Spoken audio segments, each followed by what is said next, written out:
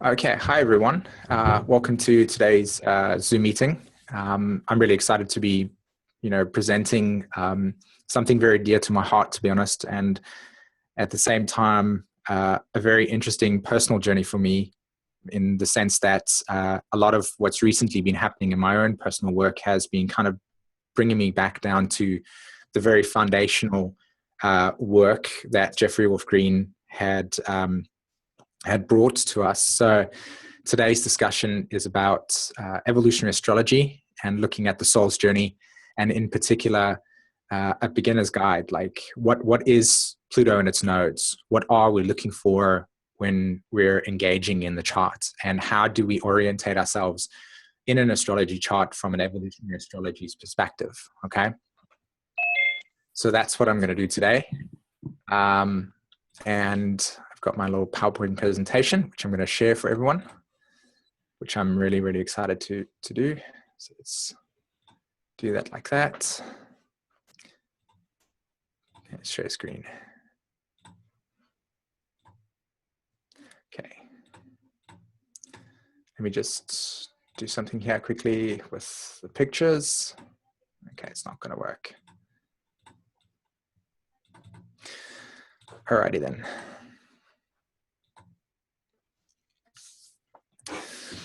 So today we're going to be looking at an introduction to evolutionary astrology. And like I said, I'm really excited to be presenting this to you today. What I'm going to guide everybody in this presentation is a way of interacting in the astrology chart. And I know that this is predominantly for beginners. So we're going to go very slowly through this experience. And what I would suggest that you do once this video, this experience has been completed, is to go back and spend a great deal of time in contemplation when you're learning astrology, and in particular evolutionary astrology. Contemplation is, to me, the most profound way to learn this science, this art, because it teaches you to get in touch with the archetypes and with the message, with the truth, with the paradigm, in a way where your intuition, your creative side, your natural ability to connect with these things, these archetypes, these expressions, is something that also brings out your own individuality as well. So not only do you learn to understand astrology, but you also learn to find your own expression. And that evolutionary astrology is actually, especially the Jeffrey Wolf Green method, it works on its own.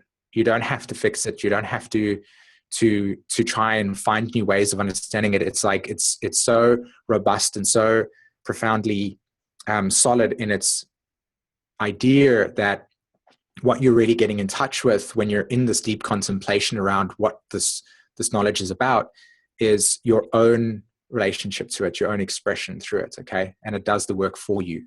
Really, it does. Okay, so the first thing that I want to bring to attention is, what is evolutionary astrology? Okay, so evolutionary astrology is a specific paradigm that reveals the evolutionary developments and evolutionary progression of any soul. So it asks the questions, why am I here and what are my lessons? So immediately when you come into the chart, when you begin to understand what you're trying to do with evolutionary astrology, is that you are asking yourself, what is my soul doing here, and how am I integrating myself into this world? What are my lessons? What are my themes? And it promotes a very deep introspection, a very deep sense of knowingness about yourself. And what's actually beautiful about this science as well is that if you actually orientate it as a tool to know yourself as your primary goal, then what arises out of the experience is not only your own ability to heal yourself, to understand your own dynamics, but to then be able to, from that point of view, take your own direct knowledge of how it's influenced you and shaped you and changed you. And you can bring that out. And it actually becomes, like, to me, should I say, it actually became a vehicle for my own soul's growth process on the outside world. So again, this is why I'm here. Okay, so why am I here? What are my lessons? So EA uses a measure of the soul's evolution through understanding the nature of desire, okay?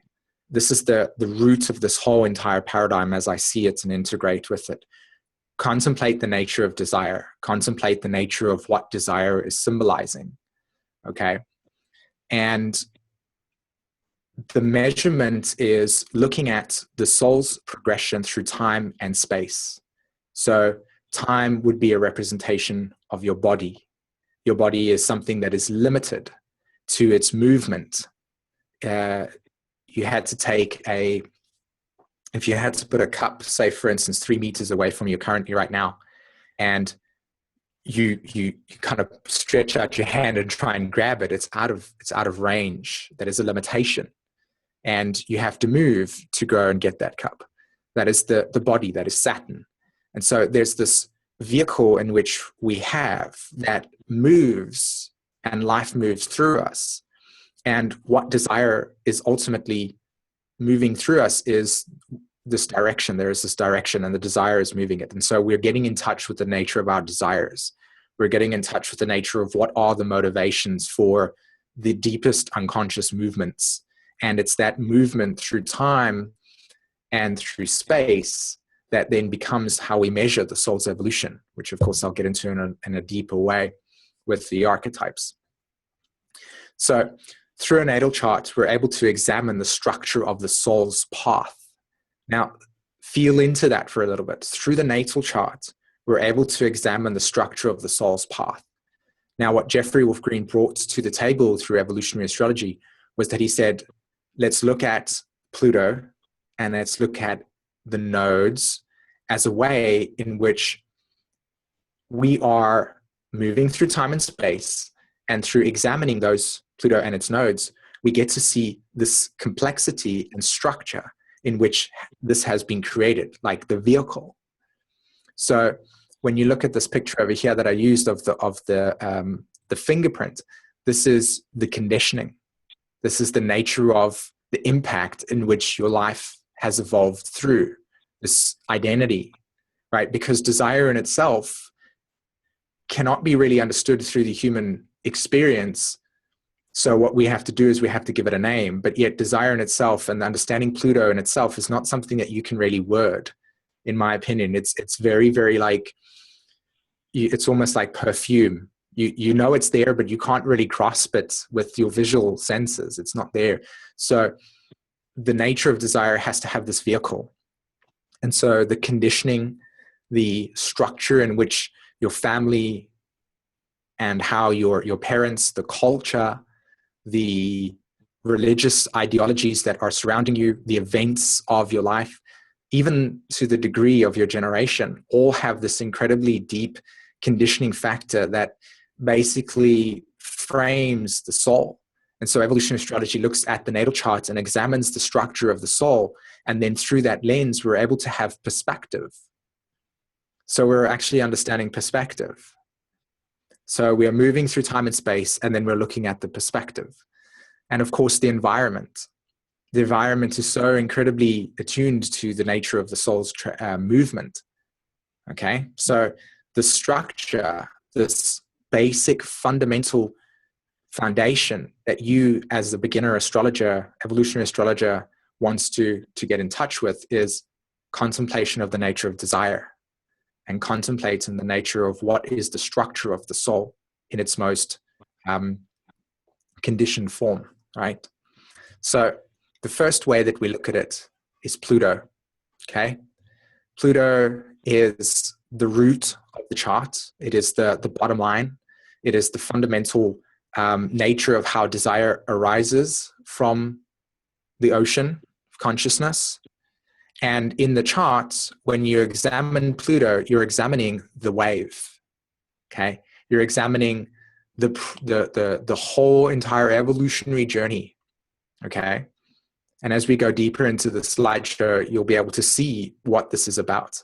So Pluto, if you have a look at its symbol, it's actually beautifully described. Pluto represents, through evolutionary astrology, Jeffrey Wolf Green's paradigm, the soul, okay? And the soul has this intrinsic dual nature about it. There is this returning to source, and there is the separating desire.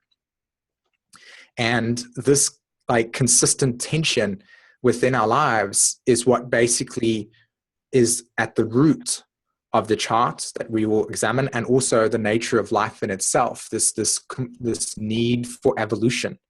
And so Pluto in the chart represents the nature of the soul's journey. So if you have a look at the circle over here that I'm pointing to you, that in itself, that is the soul. Okay? And then when you see this next picture over here, you see the nature of the ego, the semicircle. Okay? So you have the soul seated in the ego, and then the ego is connecting to the incarnation cross, which is the physical form. And so we have the soul's and its ego structure connecting to physical form and Pluto, right? So when you have a look at this picture over here, examine the nature of how this wave is operating. And we'll get onto it. Evolutionary astrology has got this beautiful, beautiful way of understanding soul, and it's called the ocean and the wave analogy, which I'll talk about and show you the diagram. And it really, really captures the essence of separation and returning, okay? If you had to look at the bottom of the water over here, can you notice how this water begins to form a wave? And then as it begins to form a wave, eventually over a period of time, it returns back to the exact same source. And so what you're seeing here is this natural progression in each human being, as that we are all from the same origins. We all are birthed out of the same process. We are all from consciousness of pure form. And then out of this consciousness arises this desire to experience something, just as the desire to want to become part of this Zoom meeting, the desire for me to want to do the Zoom meeting, they are all experiences that are moving me in a direction that's allowing me to experience myself in time and space. And yet as this desire ends, I return back to the ocean. Now, to me, as I have experienced my returning to source, it is the realization of coming back and seeing that this journey is about an experience, and that experience is opening my consciousness, that is opening the veil, that is the Maya. And so it is this consistent process of desire arising and experimenting itself and then returning back to the ocean. The desire is going up and down, and we have all of these until we exhaust them. So your house and sign will tell you about that process and aspects.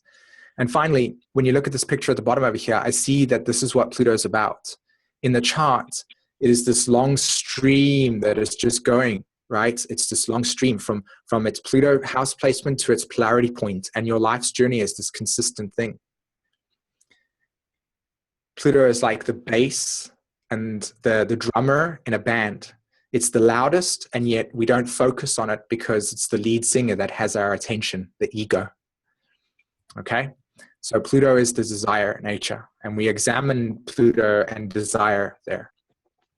The next part of the structure of the soul and how we measure it is what is called the moon's nodes, the south node and the north node. And the reason why we use the moon's nodes is because the moon in itself in evolutionary astrology represents the nature of how we create security in each moment, how we relate to ourselves in each moment. And that consistent patterning of behavior in which we are doing the same thing over week to week, month to month, etc. We are creating experiences in which we then reflect back on as our past ways of relating. So the south node in the chart simply represents the most conscious way in which the soul has been creating its experiences. And it is representing the nature of where we are coming from. And so the south node is when we're born into this lifetime, it represents the conditioning in which we are when we are infant. It represents the conditioning of when we are growing up, the environment, the parents, etc., etc. So we look at the south node as the past ego identity in which the soul has used to fulfill its desires. And when we look to the north node, it is 180 degrees in opposition. And so therefore it's polarity. Now remember, evolutionary astrology in itself is deeply, deeply rooted in natural law. So when we're looking at natural law, we're looking at the natural polarity of this universe. There is the yin and there's the yang. There is the shadow and then there is the light. So the south node represents the consciousness of ourselves, and the north node represents its polarity for integration, which creates balance. And so that balance in itself, when we integrate our north node into our south node, then what we're doing is we're balancing the nodal axis, and that is creating a natural trigger for the polarity point of Pluto. So it's like when you do your polarity point of Pluto, you will naturally do your north node as well. And this is part of the process. So the north node is a way in which we integrate a self-identity that is developing in this lifetime. And there are exceptions to the rules, which I think even one person's got, where Pluto is conjunct its north node. So the structure is the past moving into the future, as it were, but technically there is no separation of past and future. It's all, but it is about the relationship of the tension of the past integrating itself into the future, as it were, the new decisions that are creating the awareness of our limitation. Pluto is all about elimination of our limitations, of our past things that we're holding onto, the unconscious emotional material in which we hang on to. So the north node simply represents a new way to integrate into our lives that changes the dynamics in which we then create and experience ourselves. So I spoke about the ocean and the wave analogy. So the map of evolution, ego and ego alignment, desire. For most of us, we have Neptune, which exists there. This is pure consciousness. The ocean is undivided. The water is not separate. And out of the water, desire emerges. So we have the wave, and this is the thing that moves us. The desire to become part of this Zoom meeting, the desire to create the Zoom meeting, the desire to say to Linda, yes, I would like to be doing this because my 10th house is saying I desire to be recognized in a public way as somebody that is Pluto conjunct the sun, want to be validated in the outside world and seen, right? That's my desire. So as it arises and creates this wave, I experience myself through the lunar, the nodes, the most consciousness of ourselves. Now, you can see that the south node represents the past integrating itself through the north node, through the moon and into the north node. So the structure of the soul is pure consciousness, having a desire, and the nodes being the vehicle. This is called the ocean and the wave analogy. And it's going like that. Now, there's lots of reading material that exists, and I'll post that on the Facebook for everybody to read around, reading more into this process of what the ocean and the wave symbolizes, okay, as a way of evolution. Okay, so the structure of the chart. Now, we begin with Pluto, with why the soul is here. Why are you here? What are the unconscious emotional attachments and desires of the past in which has brought you to this lifetime? Evolutionary astrology is looking at the nature of what has brought you here. So that is Pluto. Step one, what is the soul's desires? Step two, what ego the soul uses? That's the south node. All past conditionings and ideas, dynamics, we examine that. And then thirdly, we have what is called the south node ruler. And the south node ruler is an individual context of the soul's ego. This is something that's very, very beautiful to examine. The south node ruler is an extra layer of structure in which you can get a very, very specific understanding of that soul's dynamic, because everybody, born in a period of 18 months is going to have, say, south node in Leo, north node in Aquarius. So how do we individuate that context? Because all souls are completely individuated in themselves. There is no one size that fits all. So we take this thing called the south node ruler, which in the chart descriptions I'll make more clearer for you. So there are 3 steps to looking at the structure of the chart. Begin with Pluto. Why is the soul here? Look at the soul's ego, understand the dynamics there, and then finally look at the south node ruler as a way of getting very specific in terms of the karmic dynamics. Okay, so here's a chart, and I'd like to show you how you actually implement the nature of evolution. Okay, so this is what it's about. So if you have a look, let me just press the button here. There we go. Firstly, we have Pluto. Pluto is in the natal Pluto, and we understand its nature of its desires. So in this case, let's just say Pluto is in Sagittarius. So the soul's desires coming into this lifetime is to know life through asking the bigger questions in life. Why am I here? What is what is philosophy? What is the universe about? There's an orientation. There's a desire to know higher meaning. Now, the South Node represents itself in Libra.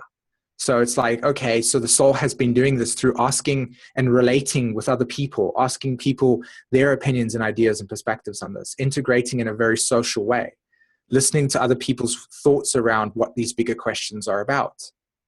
You see that that's how the ego would be doing this. And then if we take the South Node ruler, that's Venus. And you need to learn the archetypes themselves to know that. So Libra is co-ruled with Venus. So Venus is now situated in Aquarius.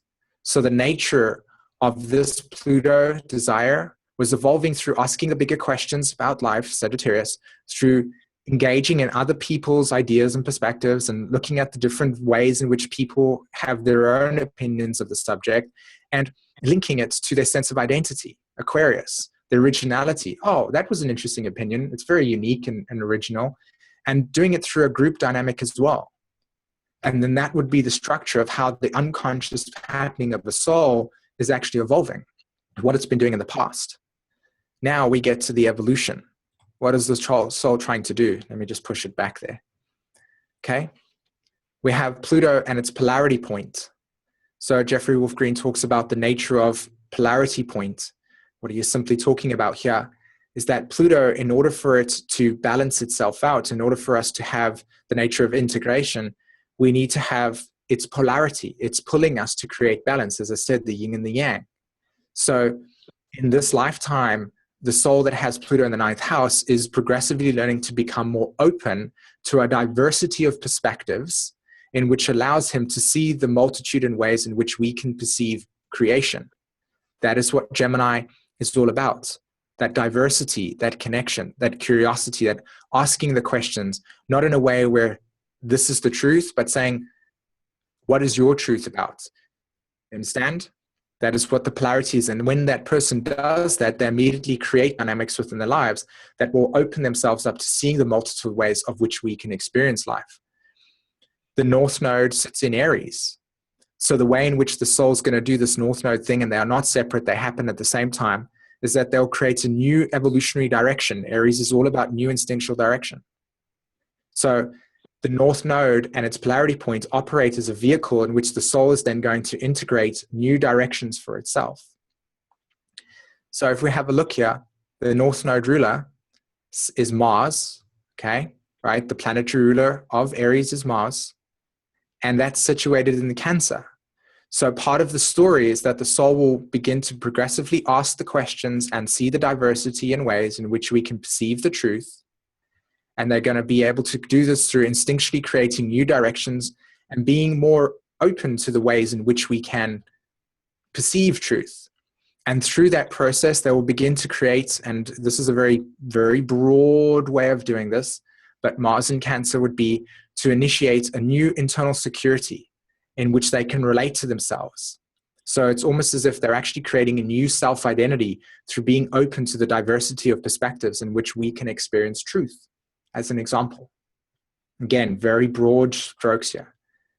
But you see how the process of the structure of the soul is operating. And this is the root, this is the heart of evolutionary astrology. It's the core of how to open up and read a chart in the beginning phases.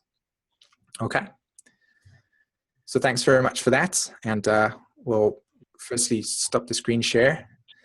And we'll open up to Linda. How much time do we have, by the way? I was consciously making sure I wasn't spending it. We have about 45 minutes. Oh, really? Yeah. Wow, okay. I'm giving you an extra 15 minutes if you want it. Yeah, that's fantastic. And then we can spend some time doing some chart work then and really having that play out. So the first person that I've got is, I hope I'm pronouncing this correctly, Mariam. Yes, Mariam? Okay. Woohoo, I did it. Okay, so Linda, if you can unmute Mariam's chart, and we can then begin to kind of... So the first question I'd like to ask you, Mariam, is how much astrology or archetypes how much evolutionary astrology have you, been exposed to? Well, I've been interested in astrology ever since I was 10 years old, maybe before. But I've never felt that I could study astrology because I've always believed that it was a kind of a math and or physics, and I'm not. That's not the way my mind works. So it's difficult for me to just memorize things or go in a clear structure kind of way. So I basically restricted myself from learning astrology because I believed that I couldn't, because it was a mathematical study.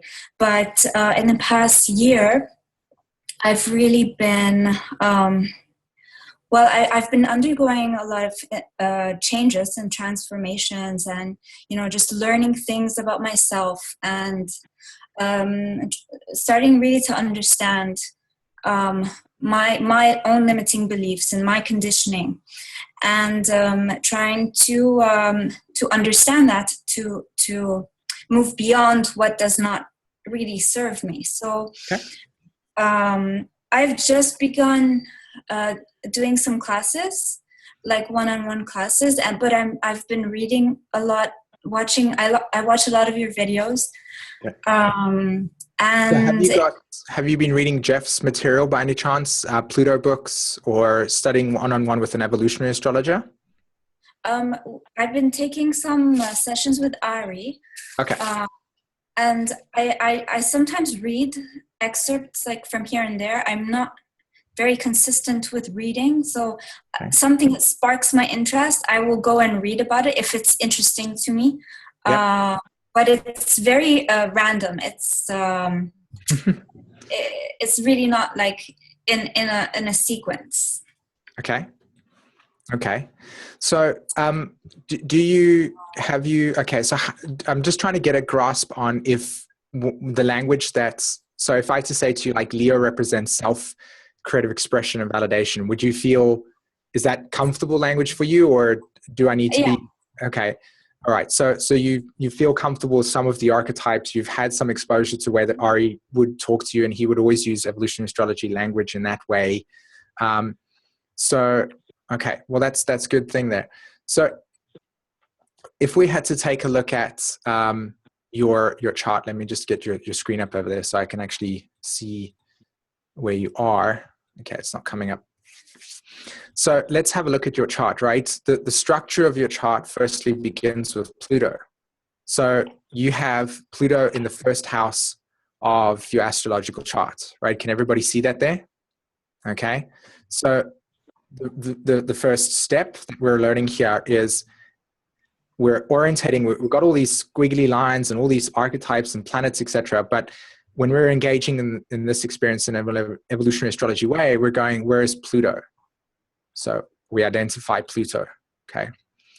And Pluto sits there, it's right in the ascendant, and it's in that first house, okay? And it's in the constellation Libra. So your first step is to go, okay, the soul's desires in prior life dynamics has been focusing on what? The other. Okay. So yes, that's true. And the house will always be your primary, like, go-to point. Okay. It's not like they're separate in terms of Libra and Aries, but the soul's desire in previous life dynamics has been focusing on the self, this new evolutionary direction. Aries represents the desire to, or the experience of a new beginnings, an entirely new evolutionary cycle has literally just begun for the soul. And in your case, with Pluto being so close to the ascendant, this seems to be as if this is a very, very, very kind of new experience for you. So you are here to discover these new energetic impulses, these new desires, these new things that are going to propel you into a direction in life. But because Aries is so incredibly new, that is not something that you really are very conscious of. So Pluto here in the first house is a soul that is orientated to having to be very instinctual and to be very free in your life, to be able to feel like you have the freedom to say, oh, okay, today, I don't know why, but I need to go rock climbing. and to allow yourself to be that like spontaneous, because the desire nature that is existing within yourself is to discover the intention of this new evolutionary direction. But if you don't give yourself that freedom to be able to allow those desires to naturally come up, then this is something that you'll find frustration in, deep frustration. Now, it's interesting because, of course, your sign, that the generation that you're born in, is Libra.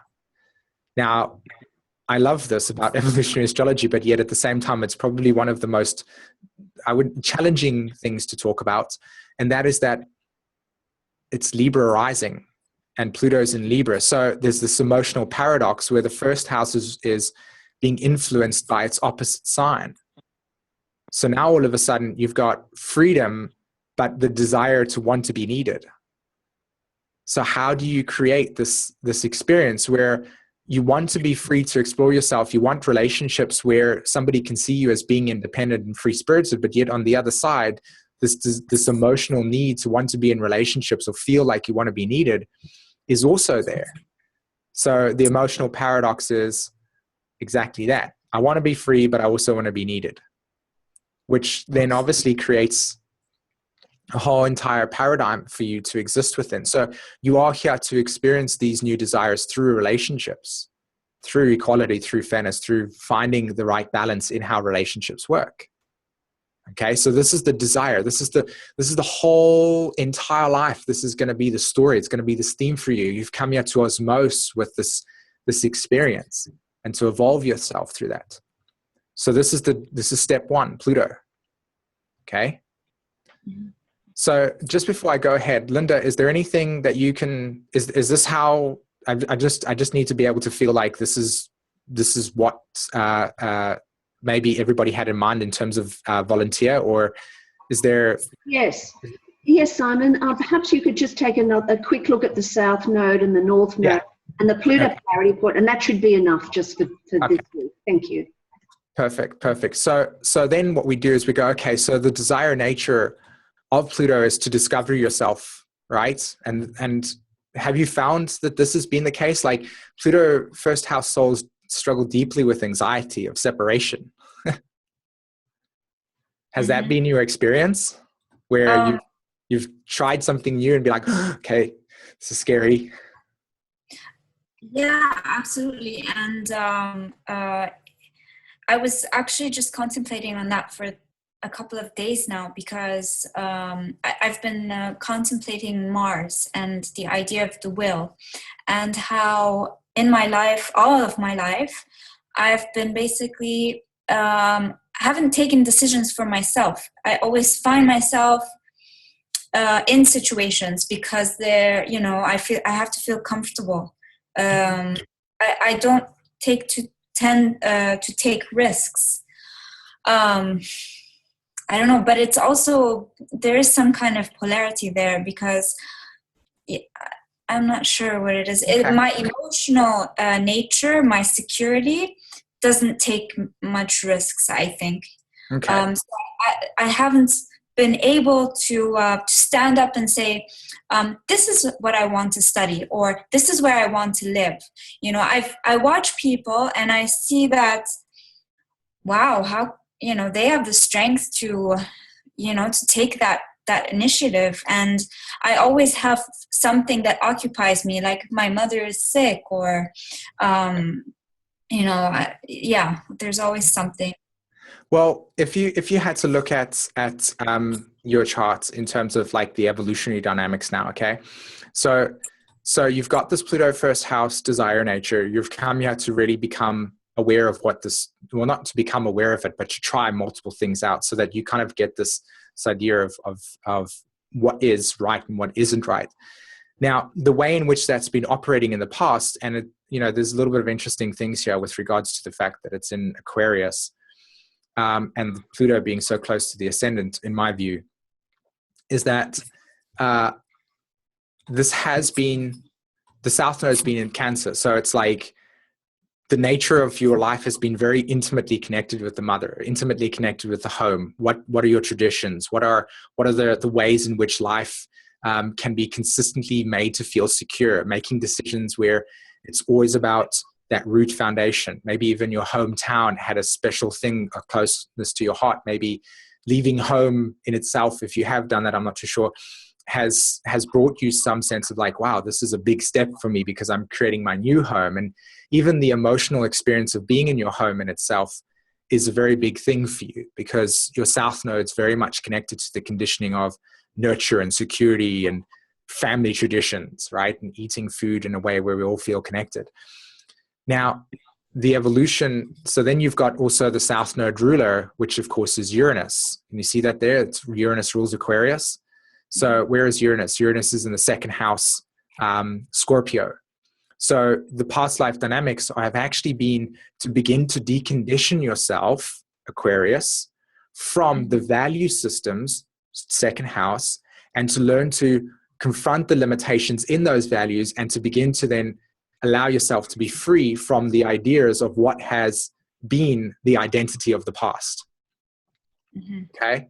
So you will naturally find yourself where your soul is pulling you to go in new directions, and it's challenging all your fear, all of your security, and all of your feelings of like, will I be safe?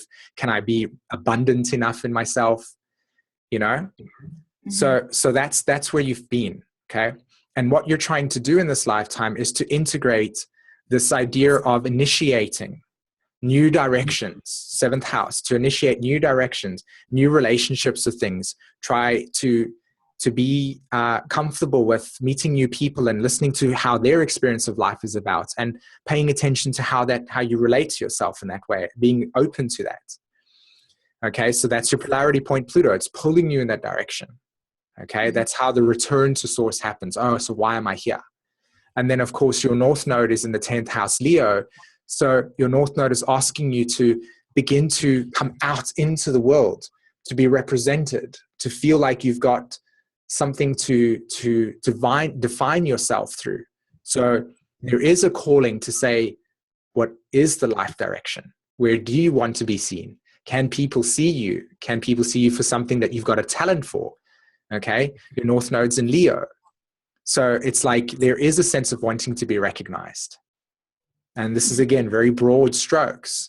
So if you look at your North Node ruler, it's the sun in the 11th house conjunct Mercury. So to me, this is like the structure of your chart in the past is instinctually creating a new direction through breaking away from family structure that is now allowing you to decondition from what you thought was the value in it, and to now initiate an entirely new evolutionary direction, polarity point Aries, that is about bringing you out into the world to be recognized for something you've got to say. Do you see what I mean when I say something you've got to say? Mercury conjunct the sun in the 11th house. What is your originality? What makes you unique? So as you progressively become more conscious of wanting to come out into the world and feeling safe in there, because the 10th house is all about emotional resilience. It's about standing up and saying, hey, I'm going to be the father of my own life. Right? So this is this deep, deep process. Okay. Does that resonate with you? Do you feel like life challenges you to come out and say, Yeah, especially in the past 2-3 years, where I've really stepped out of my comfort zone and started to investigate, like question and try new things. Okay. One thing I do want to ask you, Sïmµon, is what about free will? Is it what takes you from that south node to the north node? Because I mean, this is a chart that can represent something. However, it doesn't mean that it's going to happen. Like, it is the possibilities, you know. But I think there's a lot of don't want to say effort, but you have to understand. You have to be aware. You need the awareness to go from here to there. It's not going to happen alone. Okay, so that's an interesting question. Here's my personal take on it. Okay, my personal take is that, and it actually is cultivated in the story of the paradigm of evolutionary astrology, which is that we are always in a constant state of becoming. So your Pluto polarity point is always going to, in some way, shape, or form, there is going to be, your soul is going to move you in a direction. It already has a trajectory. It already is moving you in this direction. What you've come to do is come to kind of like orientate yourself to these experiences. Now, if I come back to my own personal story as a way to relate to you, the idea of free will from my perspective is that we have the free will to interact with the way that the soul is going to play its story out. Whether you're conscious of what you're experiencing is a different matter. And that all comes down to individual like states of awarenesses. So in evolutionary astrology, we learn about evolutionary states of awareness. Does that make sense? Mm-hmm. That's a good question for maybe another conversation, because it's like that beautiful Sagittarius way of talking forever and a day. But that's a good question. Yes. So yes, there are possibilities are here, but I do feel that we also do actually evolve through our transits and progressions. Mm-hmm. Whether we evolve at a fast rate or a smaller rate is dependent on your response to it. Mm-hmm. Okay. Cool. So let's see if we've got, yeah, exactly. Let's go on to, let's have a look. Okay. Carolyn, are you here with us? I am. Okay, fantastic. So let me just erase this quickly and just look at your chart. We've got Pluto situated in the 4th house of the astrological chart, and I'm sure that you've probably become very familiar with your chart, so I hope that I'm not just regurgitating stuff to you, but for everybody that's watching, obviously, and learning. We're dealing with Pluto there, and your south node is in the 7th house, Scorpio conjunct Mercury. Okay, and its ruler is actually Pluto as well. So this is an interesting dynamic here.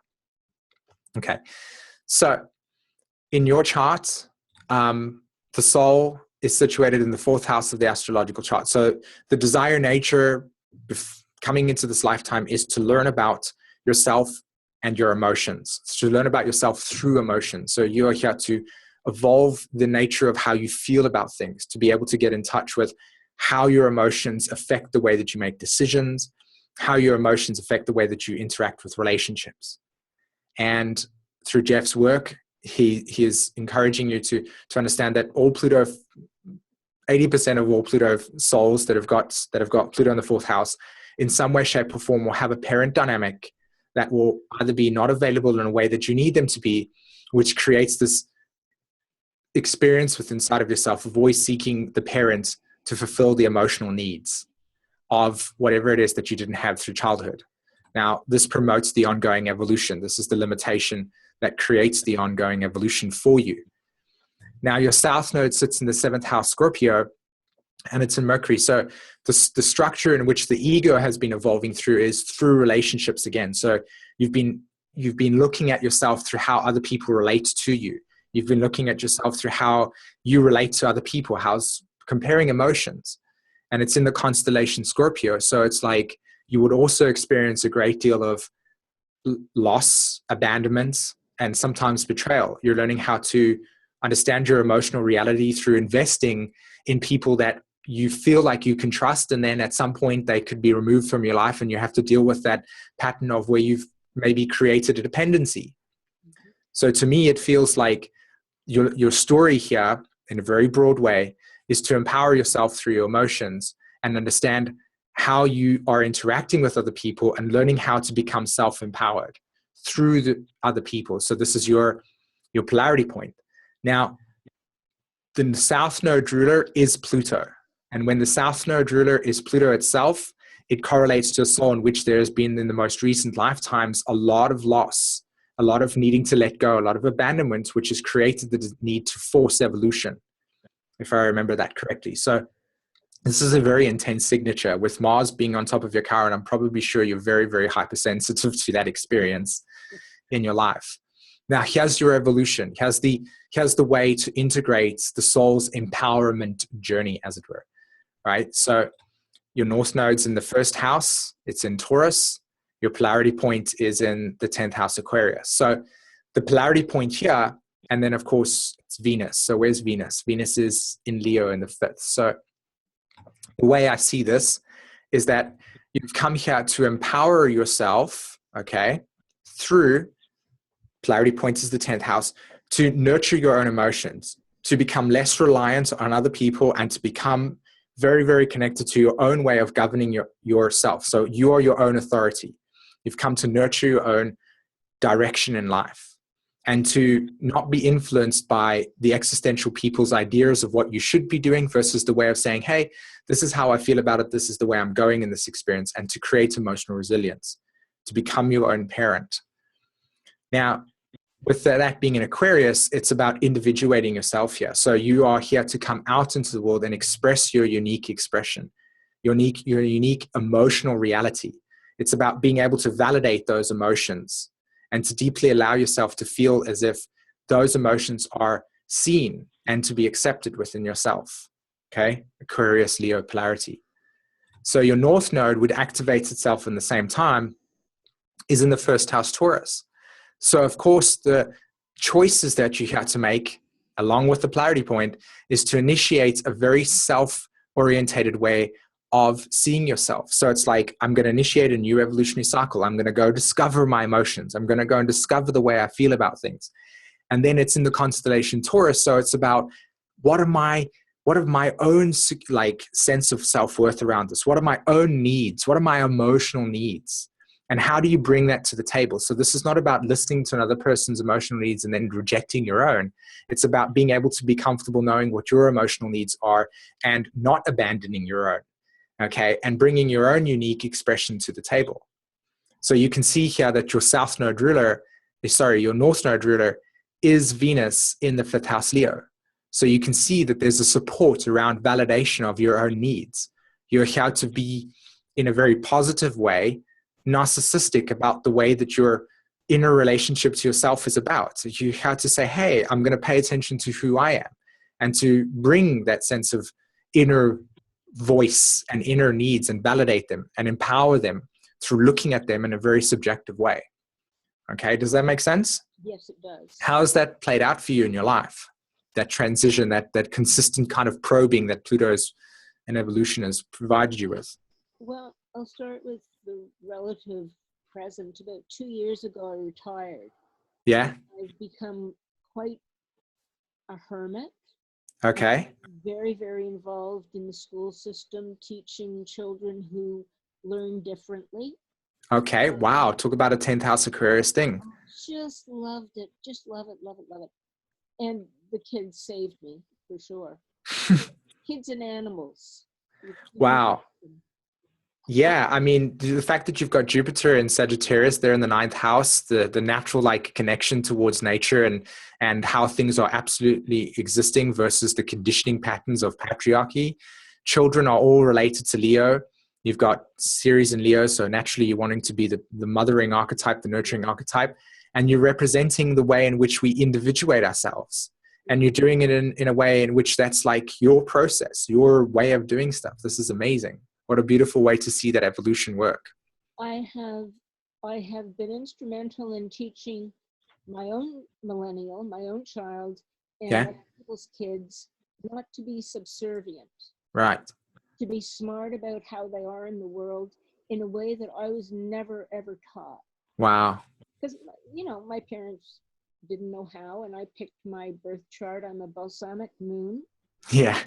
So the lessons just bing, bing, bang, bang, boom. I've been blessed in many ways, but yeah, this 2 years going on that I've been mostly alone, I've really been able to see how I wasn't looking to my own emotions. I was responding emotionally, usually in crisis, which is pretty Virgo, I think. Yeah. I would have crises, and I've had this time which I tried desperately to fill up at first. I tried to get back into the school system, which is just death for me. I can go as a volunteer periodically now, and that's okay. But certainly I spent my life with using my emotions as a shield that they were never meant to be. And right. Just getting smacked because that's what I needed to learn. I get that. So yeah, what you're saying is spot on, and I'm just ready now to start By nature, I'm a healer, and I'm finding ways that I can provide that now. I belong to a healing team for many years, and we still work sometimes, but that also was something that saved my rear end, along with the animals. And Can you notice as well in your chart as well, like just for anybody that's watching this, evolutionary astrology did all the work. The only thing I did was bring my own unique like weaving of the experience. And that's what I wanted to share with everyone, is that this material, the beginners, the way in which you look at the structure of the chart brought so much vibrance to not only Carolyn's chart, but Mariam's as well, where we were able to have a strong dialogue on the nature of the soul. And all we did was just look at the structure. So just another way to kind of highlight that way in which the nodes and the Pluto itself bring such a strong coloring. I'd like to point out that you weave very well. As someone who is a superb teacher, you are a superb teacher. Thank you. I appreciate that. Thanks for all the emotions coming to the surface. Yay. I appreciate that you're a good teacher too. Good teachers are a blessing to us all. Well, I thank you. I appreciate that. Okay, so let's have a look. Let's see if we've got time for one more. I think so, right, Linda? Well, you've got time for 2 more, so 10 minutes each. Yeah. Cool. Amazing. I love this. So is Amanda with us by any chance? I'm here, Sïmონ. Brilliant. Let me just see. Where is the... Oh, there we are. Hello. Okay. It's you. Not a problem. So I'm sure, you've been working with astrology and evolutionary astrology for quite some time, right? So you really, really are able to actually get in touch with this chart in a very powerful way. Mm-hmm. So let's look at Amanda, okay? So Amanda has, let me just clear these things firstly. She has Pluto in the 6th house of the astrological chart, and then she has the South Node in Aries in the 12th, which is one of everybody's fascinating conundrums. Like, how can that be together? How do they work? The opposites. And then the ruler of the South Node is Mars, which is actually in the same house, in the same sign. So we've got a really, really interesting dynamic playing out here. Well, Mars is sitting on Taurus, right? Oh yes, that's true. It's actually it's 0 degrees. You're right. So 12th house, or 12th house and in Taurus. It's a funny thing. When I first met Amanda, I actually had a reading with somebody that had the exact same chart as her. Yet instead of having Mars and Venus in, what is that? That's a new phase relationship. It was in balsamic. It was just the other way around. And I was like, in 2 days, the difference. I can't believe you remember that. That was almost 2 years ago. Yeah. Okay. So thank you. Okay. This is a beautiful way to see how Pluto in Virgo works. It's like spotting that thing over there, very hypersensitive to the details. Right. Okay. So Mars there on the ascendant 0 degrees. So for everybody, Amanda, her Pluto's in the 6th house. So her soul desire in past life dynamics have come in. I mean, Virgo is such a vast thing to talk about, so I'm just going to kind of brushstroke it. But Virgo is all about getting in touch with the way that the soul is healing itself. Okay, so healing is getting in touch with what rhythm you operate through, getting in touch with the body, getting in touch with how life operates through the choices and the routines and the way in which you feel competent in life. Like, so learning lots. This is the soul's desire to come into this lifetime and learn and heal themselves through looking at all the ways in which I can better myself. Virgo is all about self-improvement. So for Amanda, your whole entire life will be like looking at the desire nature to empower yourself is, where can I empower myself? Through learning something new, through getting more competence through that, through trying that out, through doing all these things that really give her and you the ability to feel like, yeah, if I get asked a question, I know the answer. If I want to go and do something, I really am going to be seen as somebody that's going to be asked a question because I have competence. I'm growing, I'm learning, I'm looking at all of the things that in the psychology of the human being says, I lack, but really it's not actually lack in the way that we lack something. It's just this inner desire to want to grow. So Virgo is all about growth in a very intense way, right? So the soul's desire is to grow through competence, through the way in which we learn. And then, of course, on top of that as well, in a more sort of like divine feminine way, it's about getting in touch with what is the right rhythm for you. When you wake up in the morning, what is the routine that you have that gets you into that space where you're like, oh, I'm in flow? What's the polarity point of the 6th house? The 12th house. Now, of course, in this particular instance, there is no polarity point, and I want to highlight that to everybody, but Pisces still operates through Virgo, and it's all about getting in the right flow. What is the sacred space? When I'm sitting here and I'm receiving this conversation, as you're having this conversation, like listening, it's like, how do I feel in my body? This is the Virgo archetype as well coming through. It's a feminine energy. So that's the desire, and it's coming through Libra. So in Amanda's case, she'll be learning about these things through relationships. She'll be learning, attracting people into a life where there's deep sense of criticism and guilt and a sense of like, I'm not good enough. And whether it be that person projecting it onto her or her feeling like she needs to resolve that through them, it's all about relationships, me and the other. What is equal? What is not equal? So you might even attract relationships in which there's a massive crisis where there's just extremes, where you feel this way and the other person feels that way, and there's a constant crisis until eventually it gets brought to the table and it's like, look, we've got to deal with this. And then that leads you in new directions. So it's all about healing through relationships. What relationships bring me the right way to feel like I am sacred in my own journey? You get it? Mm-hmm. So the South Node's in the 12th house Aries. Well, let's just work with the 12th house, and it's actually conjunct Mars. So so Mars is moving down like this, by the way, guys, the Mars and planets move anti-clockwise and the nodes move clockwise. So in this thing here, the South Node has made a recent contact with Mars, which is indicating that in prior life dynamics, there already has been this initiation to want to break down whatever ego structure that you have been using in the past and initiate an entirely new evolutionary cycle.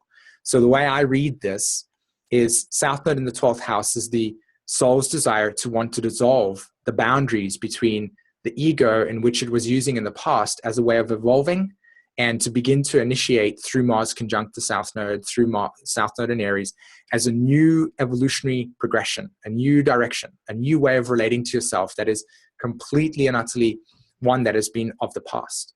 So there's deep experiences of self-acceptance, deep experiences of self-forgiveness, and a release of whatever it is that doesn't work for you anymore, and a progressive way to say, I'm trying out different hats as a way to see who I am. This is the story. Okay.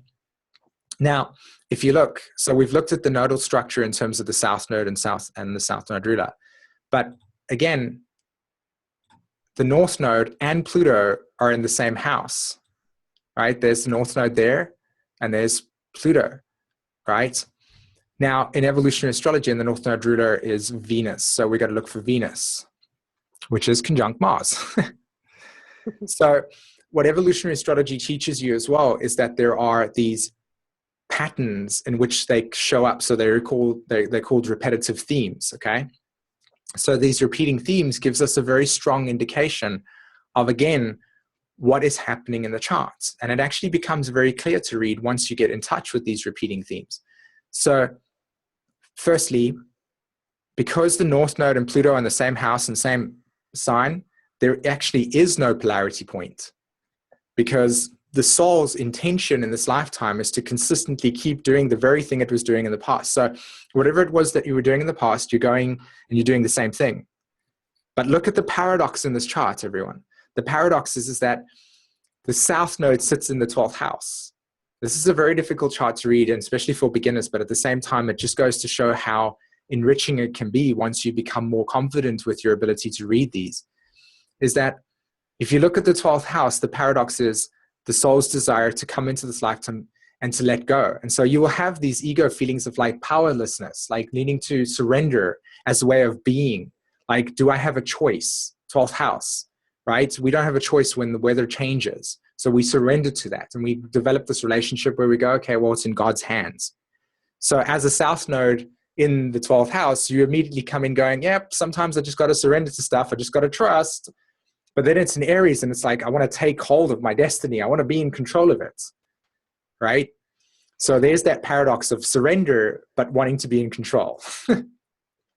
So again, you've got North Node conjunct Pluto. So this, and to me, whenever I see North Node conjunct Pluto and there's no polarity point, it's like the soul is, you're almost blind to your own ability to see that you are actually empowering yourself in this lifetime without needing to actively do it.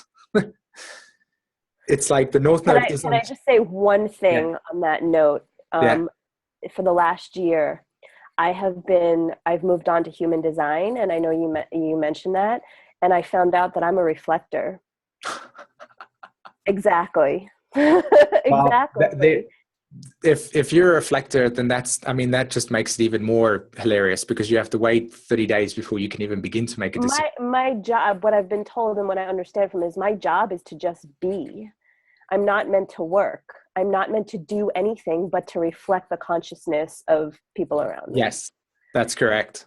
And that, if you translate it to astrology, which is what I'm trying to do at this stage in my little of mental merging of two systems, is that your South Node, your North Node ruler is Venus in the 12th house, conjunct Mars over there. So you're already coming into this experience of going, okay, well, I'm here to let go of whatever it is, but I'm also here to experience nothingnessness. It's like, it's almost as if there's non-conditionedness that is part of your story.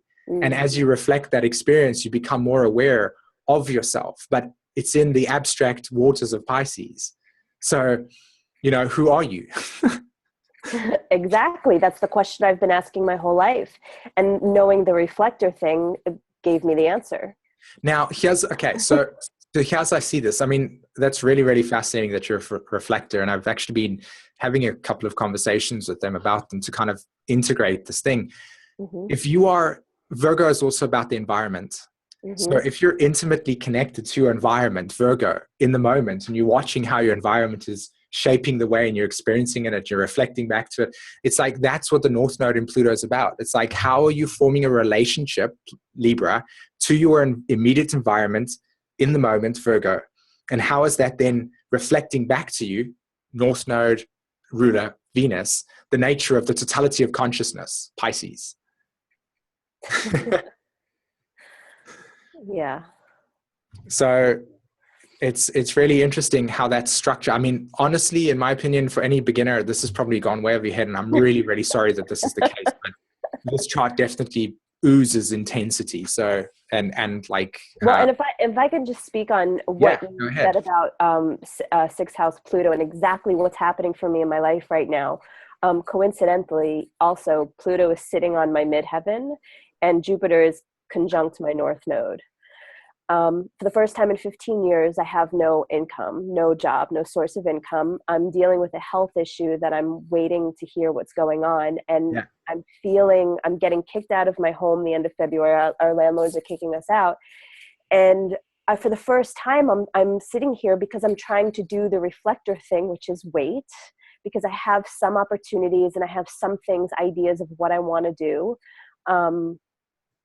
And I'm dealing, the relationship thing is I'm dealing with my mom in this moment. A few days ago, we had another blowout because it's like she can't accept the way I'm choosing to heal myself in this life, doesn't understand the whole healing dynamic, doesn't understand that I am choosing to not go get a regular job because I'm not built for that and I have no desire to do that anymore. And that I'm thinking about selling all of my stuff and going out and traveling right now. And I feel like that is the way I'm going to heal.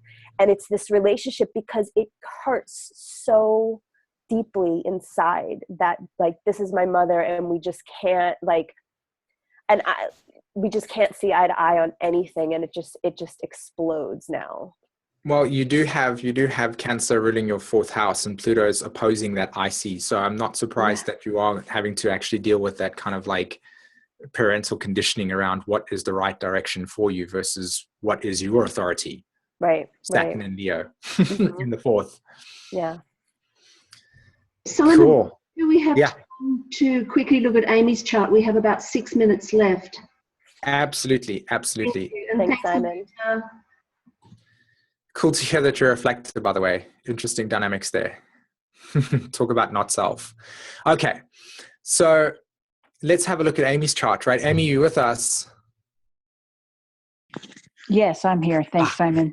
Brilliant. Okay, so let's have a look at your chart. So here's Amy's chart. She's got Pluto in the 12th house, if I remember correctly. Yes, you do. There's Pluto in the 12th house. And you also have the South Node ruler in the 12th as well. Yes, it's in Libra though. Okay. And the South Node ruler is Venus, which is 12th house. There it is, right? Conjunct Pluto. So another interesting dynamic here where, so in Amy's chart, she's got Pluto in the 12th house. And this, you know, to me, Pluto in the 12th house is a very, you can read Jeffrey Wolf Green's material. He's got lots of pages on it. But the desire of the Pluto 12th house soul is to know and to have direct experience of the source of creation in the most unconditioned way that there is.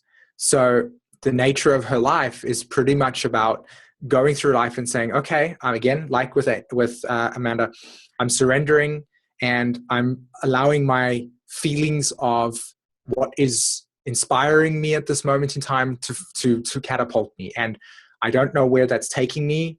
That's part of the fear of the 12th house. And I'm just going to go in this direction. And I'm going to know that ultimately, as much as we wish we could have this idea of control, the soul has this direction and this path, and it will move us in this direction. And the ego is here to reflect the nature of what that looks like, right? And that's the spiritual state.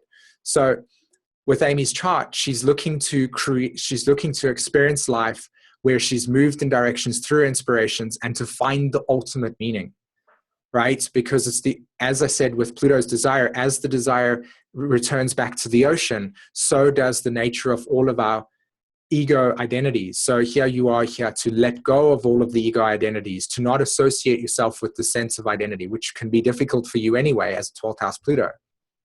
So this is the story, to return to the source, to understand the source, and to experience infinity, to feel life in a way that is through inspiration and through feeling that you cannot describe. It has to be captured through direct knowing. And then of course, to know, to live in that experience of being guided all the time in all different experiences. Now, Amy's South Node sits in the 12th house as well. And there's got this huge stellium, which I know you've been trying to figure out for a long period of time. And so here's the South Node. So her ego self-identity has already been working on this. She's already been looking at the nature of how to dissolve her relationship to life. So surrender has been a very, very big part of your story, I'm sure. And maybe if you want to share some words on your relationship to having to just kind of let go and let God almost. Being that we're almost out of time, just keep going. That would be, Okay. I think, for a teaching standpoint. Okay. So another example is that, okay, so there you've got that surrender, that ability to feel like life is just going to you need to surrender, and that's your truth. And that is interesting because if you look, well, maybe I shouldn't do that because of the beginner thing. So let's look at the South Node ruler. There's Venus, okay? It sits in Virgo. It's conjunct Pluto there.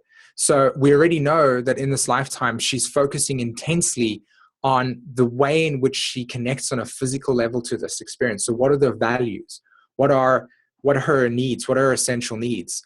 And so this is also being mutated through Pluto's desire.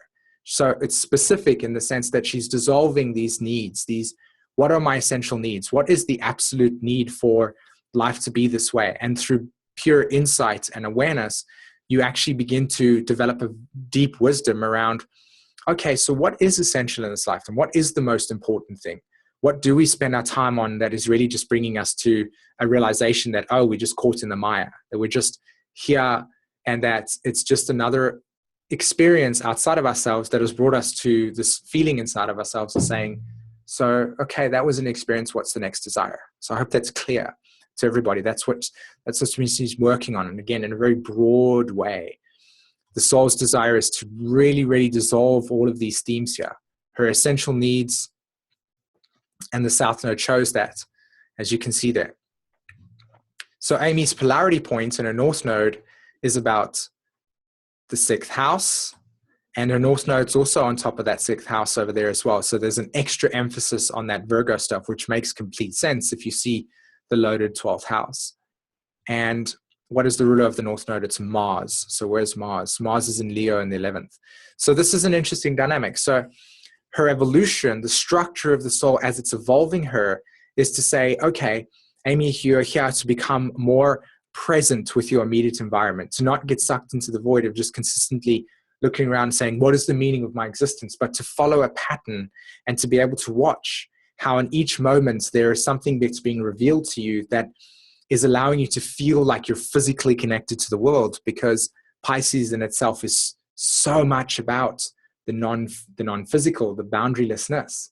So it's important for Amy in this polarity point to bring herself into doing things in a physical way, to allow herself to be physically connected with the world so that she can then become of service not only to her own experience of life, but to also be able to experience these magical insights that come through a Pluto 12th house and to then bring them into the physical as a way to be of service. The Pluto 12th houses are here to be of service through allowing these deep insights to be shared with anybody that's here.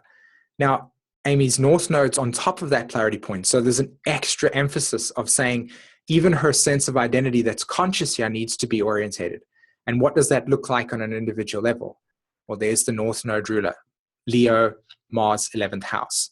So this is about coming into this lifetime to deeply validate herself, to be seen for this knowledge, for this wisdom, to be able to come in group dynamics, 11th house, and to be part of a group in which she can be recognized for her actions, for her ability to say, hey, this is my thoughts, this is my wisdom, this is my insight.